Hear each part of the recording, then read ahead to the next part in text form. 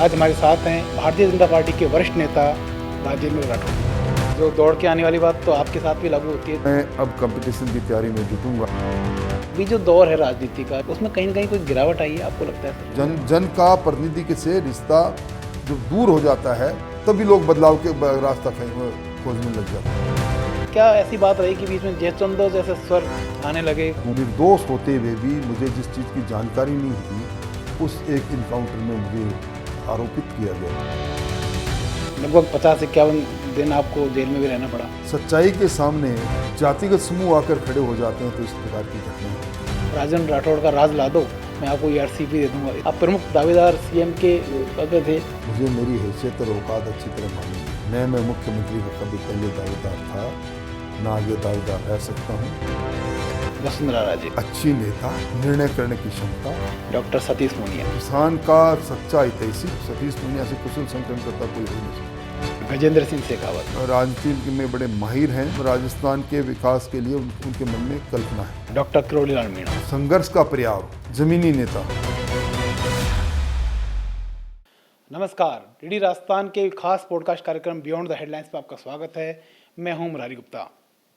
दोस्तों, इस पॉडकास्ट कार्यक्रम में आज हम जिन शख्सियत से आपको रूबरू करवाने जा रहे हैं वो राजस्थान की सियासत की सबसे तजुर्बेदार शख्सियत हैं।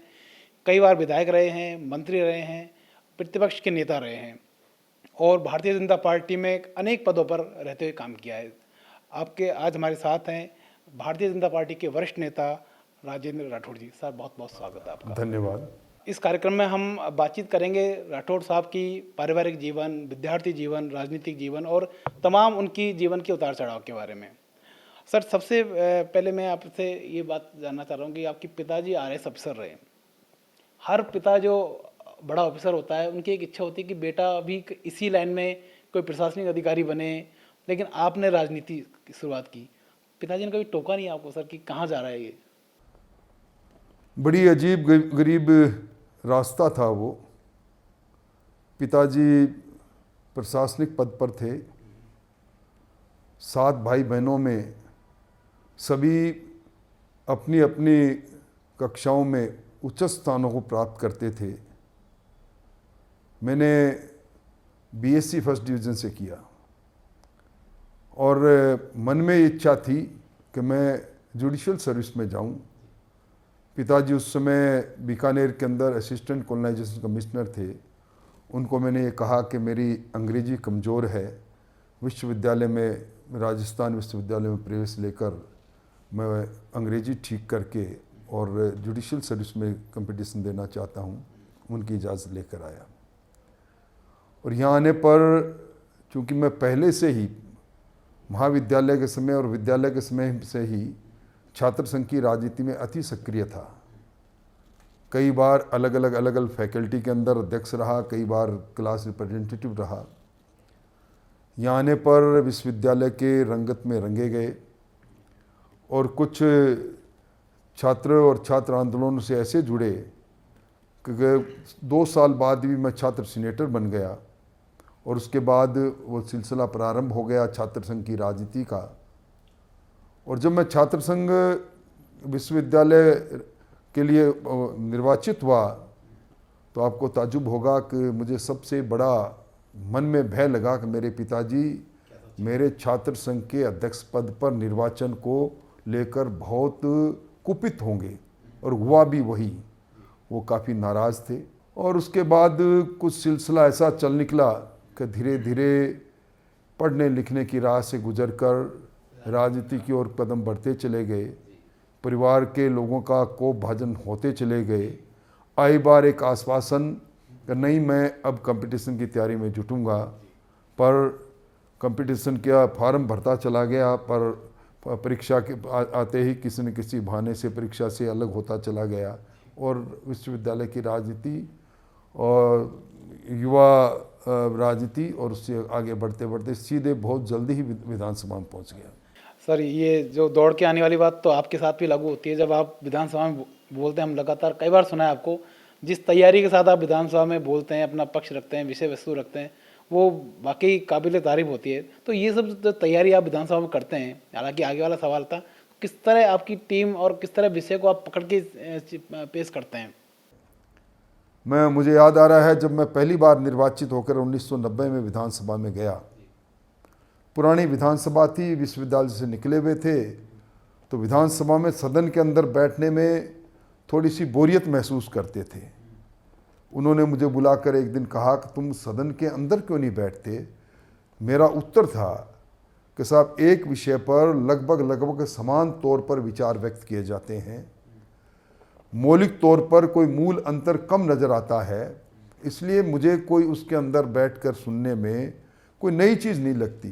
तो उनका वो वाक्य कि ये जो 200 लोग अंदर आए हैं, विधानसभा में बैठे हैं, निर्वाचित होकर आए हैं, हर व्यक्ति में कोई ना कोई खासियत है, कोई ना कोई खासियत वो अपने में लिए बैठा है, और वो खासियत कब प्रकट हो जाए, कब वो अपनी बात अपने मुंह से अपनी उसकी खासियत, उसके अपने अनुभव, अपने उस ज्ञान को इस सदन में रख दे, उस ज्ञान को वही प्राप्त कर सकता है जो वहाँ रहता है। उन्होंने हमेशा कहते थे बहता हुआ ज्ञान और बहता हुआ पानी और बढ़ता हुआ ज्ञान, ये सब तभी होता है जब उसको सीखने के लिए, करने के लिए कोई व्यक्ति आतुर रहता है। बिल्कुल सर, 90 में आप विधायक बने, उसी समय भैरव सिंह जी के जो मंत्रिमंडल में आपको एक अवसर मिला, स्वास्थ्य मंत्रालय शायद राज्य मंत्री आप रहे।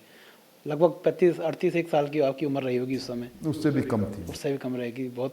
तो वो जो एक्सपीरियंस था, आपको क्या सोच के उन्होंने आपको मंत्रिमंडल में लिया, किस तरह का अनुभव भैरव सिंह जी के साथ उस समय आप दौरान था आपका, किस तरह का आपको सीखने को मिला? हमेशा वो ये कहते थे अपने विभाग के संचालन के में जो कमियां तुम्हें मिलेगी वो तब मिलेगी जब तुम उनकी बारे में सुनने के लिए इच्छुक होंगे, तुम अच्छे लिसनर होंगे, और उस अच्छे लिसनर के लिए कॉमन लोगों के बीच में जाकर उनके साथ कॉमन रूप से अपना व्यवहार करना चाहिए, तब तुम्हें मिले।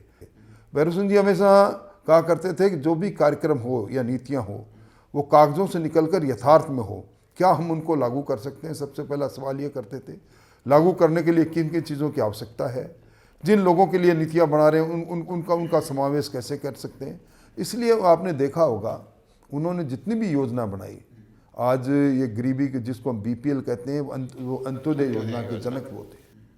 उन्होंने काम के बदले अनाज योजना बनाई, उन्होंने 30 जिला 30 काम योजना बनाई, उनकी हरे गोपालन योजना बनाई। उनकी हर योजना के पीछे एक गरीब व्यक्ति के उत्थान की बात थी, क्योंकि उन्होंने खुद ने गरीबी को नज़दीक से देखा है। सर, आपने उनके बारे में कहा कि वो आम लोगों से मिलने की हमेशा मोटिवेट करते थे कि आम लोगों से मिलें, ऐसे मुख्यमंत्री वो रहे, तब से एक लंबा अरसा निकल गया है। तो आपको लगता है अभी जो दौर है राजनीति का, जो आम लोगों से मिलने का, मुख्यमंत्री नेताओं का, मंत्रियों का जो अभी चलन है, उसमें कहीं ना कहीं कोई गिरावट आई है, आपको लगता है सर? मैं उसको गिरावट नहीं कहूँगा, परंतु ये ज़रूर कहूँगा कि कहीं न कहीं जो पुरानी परंपरा थी, मंत्री जनप्रतिनिधि जन का प्रतिनिधि है, और प्रतिनिधि जन से नहीं मिले, जन से जानकारी नहीं ले, इसमें मैं व्यक्तिगत तौर पर अगर आप मुझसे पूछेंगे तो निश्चित तौर पर मैं बदली हुई परिस्थितियों को देख रहा हूँ। पहले मैं देखा करता था, मैं खुद लगातार 35 वर्ष तक राजस्थान की विधानसभा में रहा, मैं अलग अलग पदों पर रहा, मैं अलग अलग मुख्यमंत्री महोदय के साथ मुझे काम करने का मौका मिला, मैंने अलग अलग कांग्रेस के मुख्यमंत्री भी देखे। मैंने ये भी देखा कि मुख्यमंत्री और मंत्रियों से मिलने के लिए लोग शिष्टमंडल के साथ आया करते थे, पेशेंस हियरिंग हुआ करती थी, और उस पर कोई आजकल मैं धीरे धीरे देख रहा हूँ, मैं राजस्थान की बात नहीं कर रहा, राजस्थान में तो फिर भी भजनलाल जी ने एक सप्ताह में एक दिन अब जन सुनवाई का रखा है, लोग आते भी हैं, पर बाकी जगह पर मैं देखता हूँ कि मिलने जुलने का ये सिलसिला, जिसको हम कहें ग्रीवेंस रिडल्सल का ये सिलसिला, थोड़ा सा उसमें कमी आई है। और इसी के कारण से जो जन का प्रतिनिधि के से रिश्ता जब दूर हो जाता है, तभी लोग बदलाव के रास्ता खोजने लग जाते हैं। बिल्कुल सर, इसके बाद चूरू की सियासत पे आते हैं सर। राम सिंह कसवा और आप, ऐसा कहा जाता है चूरू की सियासत में कि राम और लक्ष्मण की जोड़ी के रूप में पूरी सियासत में कहा जाता है। तो उसके बाद क्या ऐसी बात रही कि बीच में जयचंदो जैसे स्वर आने लगे? तो क्या इस तरह की परिस्थितियाँ बन गई थी उस समय सर? क्योंकि बहुत लंबे अरसे तक आप राम और वो लक्ष्मण, जहाँ आज मैं हूँ कल कोई और था, ये भी एक दौर है, वो भी एक दौर था। ये दौर की बात है। निश्चित तौर पर राम सिंह जी के साथ और कसमा परिवार के साथ राजनीति करने का लंबा अनुभव भी मुझे रहा, पर कई बार कुछ इस प्रकार की घटनाएं हो जाती है, कुछ बातें हो जाती है। मैं समझता हूँ कि मैं मेरे जीवन के कठिनतम दौर में उस समय था जब मैं बिल्कुल निर्दोष होते हुए भी मुझे जिस चीज़ की जानकारी नहीं थी, उस एक इनकाउंटर में मुझे आरोपित किया गया। तब कुछ बातें थी जिसको मैं यहाँ खुलासा करना उचित नहीं समझता। मैं उनकी कोई भी आलोचना नहीं करना चाहता। अच्छे आदमी थे, सरल आदमी थे, उनके साथ काम कर बहुत अच्छा काम किया। पर मुझे इस बात का ज़रूर अफसोस रहेगा कि जिस पार्टी में उन्होंने कई बार जिस भारतीय जनता पार्टी ने उन्हें पहुंचाया, कई पदों पर पहुंचाया, परिवार के लोगों को पहुंचाया, खुद वो 4 बार 5 बार 4 बार विधायक रहे, 2 बार एमएलए रहे, उनकी पत्नी एमएलए रही, प्रमुख रही, उनका पुत्र रहे। एकाएक पार्टी के नेतृत्व ने सोचा कि इस बार ये नहीं, दूसरा कोई व्यक्ति लड़ेगा और वो पार्टी बेगानी होगी। मैं समझता हूँ कि जब इस पूरे इतिहास को देखता हूँ तो मुझे ये महसूस ज़रूर होता है कि राजनीति के अंदर वो सिद्धांत और वो विचार के साथ जुड़ने की बात और वो राजनीति को मैं अपनी पार्टी को मिशन और माँ मानने की बात, वो कहीं न कहीं खो गई। इस कारण से इस प्रकार की घटना हुई। मैं समझता हूँ ये नहीं होता तो ठीक था। सर, आपने एनकाउंटर की बात की, दारा सिंह दारी एनकाउंटर की बात की, तो उसमें आप 2006 में एक बड़ा नाटकीय घटनाक्रम हुआ आपके जीवन में, आपको आरोपित किया गया उसमें और लगभग 50-51 दिन आपको जेल में भी रहना पड़ा। लेकिन 2018 में सुप्रीम कोर्ट ने उसको आपको मुक्त कर दिया। तो ये सर, एक राजनीतिक व्यक्ति के तौर पर इस तरह के जो आरोप आपने झेले, किस तरह आपने इनको सहन किया, किस तरह सामना किया? देखिए, मैं समझता हूँ सब जब एजेंसियों का बेजा इस्तेमाल होता है तो इस प्रकार की घटनाएं होती है। जब सच्चाई के सामने जातिगत समूह आकर खड़े हो जाते हैं तो इस प्रकार की घटनाएं होती है जो नहीं होनी चाहिए। मैं उस कटु दौर के बारे में ज़्यादा कुछ नहीं कहना चाहता, पर अब मुझे उस समय जो मुझ पर आरोप लगाया करते थे, जो किसी न किसी तरह से गवाही के तौर पर, विटनेस के तौर पर ये कहा करते थे कि मैंने किसी इनकाउंटर के अंदर किन्हीं अफसरों को कहकर इसको अंजाम दिलाया। आज जब कभी मिलते हैं तो अपने नैन नीचे करके ज़रूर ये कहते हैं कि उस समय हम गफलत के शिकार हो गए, उस समय हम गलतफहमी के शिकार हो गए, उस समय की गलती हम भूल नहीं सकते। तो ये बातें चलती रहती हैं। सर, आप लगातार 7 बार विधायक रहे हैं और लेकिन इस बार आपका एक निर्णय था कि आपको सीट आपने बदली, इसके बाद आपको एक दुर्भाग्य से एक हार का सामना करना पड़ा। तो सर, सीट बदलने का जो फैसला था वो आपका व्यक्तिगत फैसला था, पार्टी का फैसला था? मेरा निश्चित तौर पर व्यक्तिगत फैसला था। मुझे अच्छी तरह याद है क्योंकि मैं पार्लियामेंट्री बोर्ड में हमेशा रहा हूँ, कई वर्षों से रहा हूँ। जब मैंने खुद अपनी सीट को बदलने की बात की तो उस समय सम्मान्य गृह मंत्री अमित शाह साहब ने मुझे कहा कि तुम्हारा सर्वे चूरू से अच्छा है, तुम क्यों बदलना चाहते हो? मैंने उत्तर यही दिया कि मैं एक की जगह पर 2 सीटें लड़ना चाहता हूँ। चूरू में तो मैं जिस किसी को अभी मैं समर्थन करूँगा वो जीत जाएंगे और हमारे पास बहुत योग्य व्यक्ति हरलाल सारणी जी हैं। और परंतु वो सीट जो पड़ोस की है तारानगर, उसमें सिर्फ पहली बार एक बार मैं ही भारतीय जनता पार्टी के विधायक के तौर पर, एक बार मैं और एक बार जयनारायण पूनिया जी जीते हैं आज़ादी के बाद। इसलिए वो डिफ़िकल्ट सीट है। मैं चूँकि प्रतिपक्ष का नेता हूँ, लीडर ऑफ अपोजिशन हूँ, इसलिए मैं इस चुनौती को स्वीकार करना चाहता हूँ। मैंने खुद ने उसको स्वीकार किया था। वहाँ के लोग लगातार मुझसे 6 महीने से मिल रहे थे। मैं वहाँ से एक बार विधायक 2008 में रह चुका हूँ। इसलिए लोगों के मन में था कि इस बार सरकार बदलेगी। सरकार कांग्रेस के कुकर्म लोगों के सामने थे और मैं एलओपी था, लीडर ऑफ अपोजिशन था। इसलिए लोगों को लगा कि अगर ये यहाँ से लड़के जीतेंगे तो हमारे इलाके के विकास और आने वाली सरकार के अंदर काम होंगे। परंतु कुछ इस प्रकार का चला कि वहाँ ना पार्टी बची, ना कार्यकर्ता बचे, सिर्फ जातियाँ बची। जातियों के इस गिरोह के अंदर कई बार आदमी शिकार हो जाता है। इसलिए मैं समझता हूँ ये मेरी खुद की कमजोरी थी। मैं किसी पर आरोप नहीं लगाना चाहता। मैं प्रतिपक्ष का नेता रहते हुए अपने पसंदीदा सीट पर जाऊं और हार जाऊं, ये कमज़ोरी मेरी खुद की है, मैं किसी को आरोपित करके अपनी कमज़ोरी से बचना भी नहीं चाहता। निश्चित तौर पर मैं अपने आप को पराजित महसूस करता हूँ, और जो जीते हैं उनको मुबारकबाद मैंने जीतते ही दे दी थी। लेकिन सर बीच में मीडिया में रिपोर्ट आई कि आपने भीतरघात के आरोप लगाए तो दौरान कि कुछ लोगों की वजह से मुझे थोड़ा हार का सामना करना पड़ा। क्या वाकई आपको ऐसा लगता था? देखिए, जब ये राजनीति की सियासत जिसको कहते हैं, राज की प्राप्त करने की नीति के अंदर कई बार नीति अनीति में बदल जाती है, इसलिए कई चीज़ें ऐसी होती है जिनको महसूस किया जा सकता है, और उसके बारे में आप कोई प्रमाणिक तौर पर कोई ऐसा साक्ष्य मानो तो कई बार साक्ष्य मिलते हैं, कई बार नहीं मिलते। पर मैं मानता हूँ कि पार्टी में रहकर पार्टी के साथ गद्दारी करें हम, चाहे वो कोई भी व्यक्ति हो। मैंने मेरे जीवन में किसी के साथ नाराज़गी व्यक्त की होगी, किसी से मेरी पसंदगी नापसंदगी रही होगी, पर जब कभी भी कोई भी किसी भी चुनाव के अंदर पंच से लेकर और ऊपर तक पार्टी के निशान पर आ गया तो मैंने बड़ी शिद्दत से उसका साथ दिया। मैं उम्मीद लोगों से यही कर रहा था। जी जी।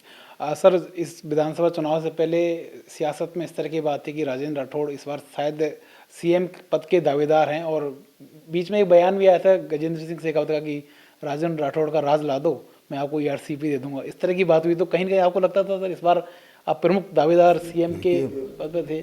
मुझे कभी गलतफहमी नहीं रहती। मैं बड़ा व्यवहारिक तौर पर ज़मीनी तौर पर चलने वाला कार्यकर्ता हूँ। मुझे मेरी हैसियत और औकात अच्छी तरह मालूम है। न मैं मुख्यमंत्री का कभी पहले दावेदार था, ना आगे दावेदार रह सकता हूँ, और ना ही मेरा इतना बड़ा कद है राजनीति के अंदर कि मैं अपने आप को उसके समकक्ष समझूँ। मैं तो भारतीय जनता पार्टी का एक कार्यकर्ता हूँ, और कार्यकर्ता के रूप में ही जीवन के अंतिम क्षण तक काम करना चाहता हूँ। सर कभी आप लगातार 35 साल से लगातार राजस्थान की राजनीति कर रहे हैं, कभी आपने केंद्र की राजनीति में जाने के बारे में कभी सोचा नहीं मन में कि मुझे कभी आपने शायद एमपी का चुनाव भी नहीं लड़ा जीवन मैंने में? कभी चुनाव लड़ा, मन में रहा भी नहीं। इस बार चुनाव हारने के बाद ज़रूर मन में इच्छा थी कि चूँकि एक मौका चला गया, इस बार एक बार दिल्ली में पार्लियामेंट का चुनाव भी लड़ने के लिए मैंने इच्छा व्यक्त की थी। पर मैं समझता हूँ कि पार्टी ने उचित नहीं समझा। पार्टी ने जो जिस जगह पर मुझे काम दिया, आज की तारीख में भी भजनलाल जी की सरकार में भी मुझे सक्रियता से कोई ना कोई काम मिलता रहता है, जिसको मैं बड़ी शिद्दत से करता। सर कौन सी लोकसभा सीट थी जहाँ से आप लड़ने का मन था आपका, चूरू या राजस्थान जयपुर? जयपुर ग्रामीण और राजसमंद की सोच रहा था, मन में थी। बाकी दोनों जगह पर मेरा कोई इस तरह का काम भी नहीं था जहाँ मैं कहता कि मैं हाँ मैं सबसे योग्य हूँ, इसलिए मुझे कोई संकोच नहीं। सर जो चूरू से अभी सांसद हैं, उन्होंने आप पर बहुत लगातार आरोप लगाए हैं कि उनको हराने में आपकी बहुत बड़ी भूमिका रही है। तो इस तरह का जो राहुल कसवा के साथ जो आपकी आरोप प्रत्यारोप की जो दौर है, उसको किस तरह आप देखते हैं? भाई, आज राजनीति के अंदर वो गांधी जी का वो समय चला गया, एक थप्पड़ पर गाल पर थप्पड़ मार दूसरा गाल तैयार है। जो आरोप लगाता है उसको अपनी हैसियत के अनुसार सुनने के लिए भी तैयार रहना चाहिए।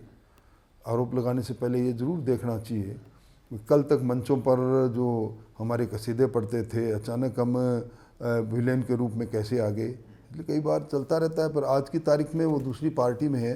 अब वो कोई बात कहे मुझे, मैं उसको अन्यथा भी नहीं लेता, क्योंकि वो दूसरी पार्टी में है, प्रतिपक्ष में, उनको कहने का अधिकार है और मेरे को भी उनको सुनाने का अधिकार है। सर राजस्थान की राजनीति अगर बात करें तो आपको कौन से ऐसे राजनेता ध्यान में आते हैं भैरव सिंह जी के अलावा, जो आपको लगता है कि एक प्रेरणादायी वो उनकी रही है, जिनसे कुछ सीखा जा सकता है, ऐसे पक्ष विपक्ष दोनों में? देखिए, हर व्यक्ति जो राजनीति के अंदर किसी मुकाम पर पहुंचता है, उसमें कोई न कोई खासियत होती है। हर व्यक्ति से कुछ न कुछ सीखने का सीखा जा सकता है। किसी व्यक्ति से सादगी सीखी जा सकती है, ईमानदारी सीखी जा सकती है, किसी व्यक्ति से निर्णय लेने की क्षमता सीखा जा सकता है। इसलिए मैं समझता हूँ कि आज़ादी के बाद आप टीकाराम जी पालीवाल से लेकर और भजनलाल जी तक की बात कर लें तो हर एक व्यक्ति मुख्यमंत्री से कोई ना कोई चीज़ सीखने योग्य है। उसके बारे में उनके जब चरित्र पर देखते हैं, उनके जीवन दर्शन को देखते हैं, तो अपने आप वो बातें निकल कर सामने आ जाती है। सर, आपने छात्र राजनीति से राजनीति शुरू की है, अभी बहुत सालों से चुनाव भी नहीं हो रहे। छात्र राजनीति किसी व्यक्ति के जीवन में जो जिसको राजनीति में जाना है कितना महत्वपूर्ण है, खासकर स्टूडेंट जो। देखिए, मैं तो इसको प्रजातंत्र की फुलवारी मानता हूँ। छात्र राजनीति, छात्र संघों को मैं प्रजातंत्र, लोकतंत्र की पहली पाठशाला मानता हूँ। मैं इस बात का प्रबल समर्थक हूँ कि निश्चित समय के अंदर छात्र संघों के चुनाव होने चाहिए, ताकि हमारी आने वाली पीढ़ियाँ तैयार हों। मैं ही नहीं, हिंदुस्तान के अंदर सैकड़ों से भी ज़्यादा लोग वो होंगे जो इन छात्र संघों की राजनीति के जरिए सक्रिय राजनीति में आए। राजस्थान की विधानसभा में एक समय तो ऐसा था, तब हम 1.5 दर्जन छात्र संघ के अध्यक्ष राजस्थान की विधानसभा में थे। इसलिए छात्र संघ, और आपने देखा होगा जंगे आज़ादी की जब लड़ाई लड़ी जा रही थी, उस समय जब एक बार ये आज़ादी की लड़ाई कुंद हो रही थी, तब भी बापू ने भी छात्र संघ और छात्र नेताओं से आह्वान किया था कि माँ भारती के पैरों से गुलामी की जंजीर काटने के लिए आगे आए। कितने लोग थे, वो क्रांति याद करिए आप, भगत सिंह जी जैसे, राजगुरु जैसे, सुखदेव जैसे, चंद्रशेखर जी जैसे, सबके पीछे कहीं न कहीं इसी तरह की क्रांति से निकल कर आए। आप याद करो, जब एक अविजित रहने वाली कांग्रेस की विदाई हुई थी इंदिरा गांधी जी की, तभी जयप्रकाश नारायण जी की अगुवाई के अंदर बिहार से छात्र आंदोलन खड़ा हुआ था। तो छात्र और छात्र संघ और विश्वविद्यालय, ये तो एक तरह से वो कारखाना है जिससे हमारे भावी नेता तैयार होते हैं। सर, अभी पिछले दिनों एक बड़ा मामला आया कि जो विधायक है, एक विधायक जिनको एक सवाल वापस लेने के आरोप में उनको गिरफ्तार किया गया। और तो इस तरह की जो सुचिता जिसको आप कहते हैं, हमेशा जिसके आप राजनीति करते रहे हैं, इस तरह के मामले जो अभी आ रहे, तो कितना आप इनके लिए, समाज के लिए कैसा मानते हैं इस चीज़? मैं समझता हूँ कि इस प्रकार की घटनाएं इस लोकतंत्र को कमज़ोर करने की घटनाएं हैं। संसदीय लोकतंत्र पर धब्बा है। लोग हमें चुनकर भेजते हैं, अपनी आवाज़ बनाकर भेजते हैं, और हम अगर उन सब लोगों की आत्माओं को भेजने लग जाएं, ये जिस प्रकार की घटना हुई, एक विधायक ने जो कुछ किया, उसको उनके व्यक्तिगत नाम के आगे से अगर विधायक शब्द हटा दें, तो विधानसभा का सदस्य शब्द हटा दें, तो आप उनके साथ कोई नहीं, उसको व्यक्तिगत उनका एक नाम कोई नहीं जानता। पर इतने लोगों के प्रतिनिधि का ये करते अक्षम्य है। एक बार पहले भी लोकसभा के अंदर इस प्रकार की घटना हुई थी। 6 लोगों को लोकसभा से अपनी सदस्यता खोनी पड़ी थी। मैं धन्यवाद देना चाहूँगा, हमारे इस बार के विधानसभा के अध्यक्ष जी देवनानी जी ने भी उसको इथिक्स समिति को सौंपा है। इस प्रकार के कृत्य करने वाले को लोगों के विरुद्ध में एग्जाम्पलरी पनिशमेंट होना चाहिए, ताकि आने वाले लोग उससे सबक लें। सर, भजनलाल सरकार का 1.5 साल का कार्यकाल लगभग समाप्त हो चुका। किस तरह इस 1.5 साल का जो कार्यकाल है, आपको किस तरह देखते हैं इसको? देखिए, भजनलाल जी ने सबसे बड़ा काम ये किया, उन्होंने नीतियाँ बनाई और नीतिगत फैसले लेने प्रारंभ किए। नीतियाँ वो व्यक्ति बनाता है जो डिस्क्रिशन अपना इस्तेमाल करना नहीं चाहता, जो ईमानदारी से नीतिगत निर्णय लेकर आम व्यक्ति, सामान्य व्यक्ति को सामान्य तौर पर एक प्लेटफॉर्म देता है। दूसरी सबसे बड़ी उपलब्धि उनकी ये है कि उन्होंने राजस्थान की नब्ज़ को समझा। राजस्थान आने वाले समय में, राजस्थान के सामने बड़ी चुनौती पानी की है, और पानी के लिए उन्होंने राम सेतु जल योजना और यमुना जल, इन दोनों योजनाओं को जिस प्रकार गंभीरता से लेकर आगे बढ़ाया है, ये राजस्थान को कभी भूल नहीं सकता। राजस्थान के अंदर जिस प्रकार का एनवायरनमेंट बना हुआ है, आपने देखा होगा 35 लाख करोड़ के MOU हो जाना। आज कोई भी व्यापारी 1 रुपया भी वहाँ इन्वेस्ट करने की सोचता है जहाँ उसको इंफ्रास्ट्रक्चर के रूप में सारी चीज़ें मिलती हैं, बिजली, पानी, अच्छी कानून व्यवस्था, अच्छे अलग अलग जगहों पर बनी हुई नीतियाँ। तो ये भी बहुत बड़ी बात है। नए होते हुए भी भजनलाल जी का ये कार्यकाल, मैं मानता हूँ, जब मैं पुरानी सरकारों को देखता हूँ तो एक आदर्श कार्यकाल के रूप में उन्होंने इस अपने काम को आगे बढ़ाने का काम किया है। जी, सर कुछ लोग कुछ नाम ऐसे हैं जिनके साथ आपने काम किया है, मैं उन पर संक्षिप्त टिप्पणी आपसे चाह रहा हूँ। वसुंधरा राजे, अच्छी नेता, निर्णय करने की क्षमता, डॉक्टर किरोड़ीलाल मीणा, संघर्ष का पर्याय, जमीनी नेता, डॉक्टर सतीश पूनिया, एक किसान का सच्चा हितैषी, कुशल संगठनकर्ता। सतीश पूनिया से कुशल संगठनकर्ता कोई हो नहीं सकता। गजेंद्र सिंह शेखावत, गजेंद्र सिंह जी राजनीति में बड़े माहिर हैं और निश्चित तौर पर राजस्थान के विकास के लिए उनके मन में एक कल्पना है। सर एक आखिरी सवाल, हाल में सरकार ने जो आतंकवादी घटना हुई हिंदुस्तान में, उसके खिलाफ भारत ने 9 आतंकी अड्डों को उड़ाया, उस और पूरा डेलीगेशन पूरे दुनिया भर में गया, पाकिस्तान को एक्सपोज किया हम लोगों ने। उसके बावजूद जो कुछ राजनीतिक दल हैं भारत की सरकार की मंशा पर सवाल उठा रहे हैं अभी भी, उसको किस तरह देखते हैं? देखिए, कुछ वो दल सर्जिकल स्ट्राइक हुआ था, एयर स्ट्राइक हुआ था, तब भी सबूत मांग रहे थे। वो भूल जाते हैं कि वो समय था जब हमारी सरहद पर सोए हुए सैनिकों का, और वो सैनिक भी राजस्थान के थे, हेमचंद्र, सर काट कर ले गए और कोई कार्रवाई नहीं हुई और 7 दिन तक संसद को मौन होना पड़ा हंगामे के कारण से। आज वो सवाल खड़ा करते हैं।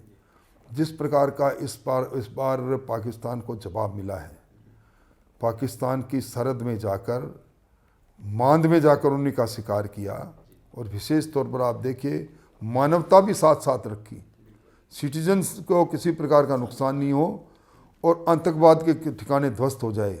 ये भूतो न भविष्यत है। इस नीति के लिए आने वाले लंबे समय तक लोग मोदी जी को याद करेंगे। इस प्रकार के दूरदर्शी नेता भी हुए थे और हमारी फौज को याद करेंगे। सर मोदी सरकार के 11 साल पूरे हो गए हैं अभी, और कार्यक्रम बीजेपी अपने स्तर पर कर रही है, सरकार अपने स्तर पर कार्य कर रही है। 11 साल के कार्यकाल में मोदी सरकार के कुछ प्रमुख उपलब्धियां जो आपको लगता है कि ये ऐतिहासिक काम हुए हैं? देखिए, आपने देखा होगा पहले सरकार की जब जितनी भी व्यक्तिगत लाभकारी योजना थी, राजीव गांधी जी ने कहा 15 पैसे पहुंचते हैं। इस बार ये जो डिजिटल प्लेटफार्म दिया गया है, इससे 100% पैसा उसके पास पहुंच रहा है। बुनियादी तौर पर उनकी हर योजना के पीछे गरीब कल्याण रहा। आज वर्ल्ड बैंक जब ये कहे 33 करोड़ लोग गरीबी की रेखा के ऊपर आ गए, ये कम बात नहीं है। हमारी इकोनॉमी इस दुनिया की चौथी इकोनॉमी बन रही है। हमारे यहाँ हर क्षेत्र के अंदर नौजवान आगे बढ़ रहे हैं। अंतरिक्ष तक तो हमने डंका बजा दिया। हर गरीब के सर पर छत हो, हर गरीब के घर में पानी हो, हर गरीब के घर पर विद्युत की व्यवस्था हो, हर गरीब को मुफ्त में इलाज मिले, हर गरीब व्यक्ति अगर है तो उसको मुफ्त में अनाज मिले। मैं समझता हूँ कि उनकी योजनाओं पर अगर मैं बात करूँ तो सुबह से शाम हो जाए। गरीब कल्याण के लिए, किसान उत्थान के लिए, नौजवान को समर्थ बनाने के लिए और महिला सशक्तिकरण के लिए जो बिल पारित किया है 33% का, इसको कोई भूल नहीं सकता।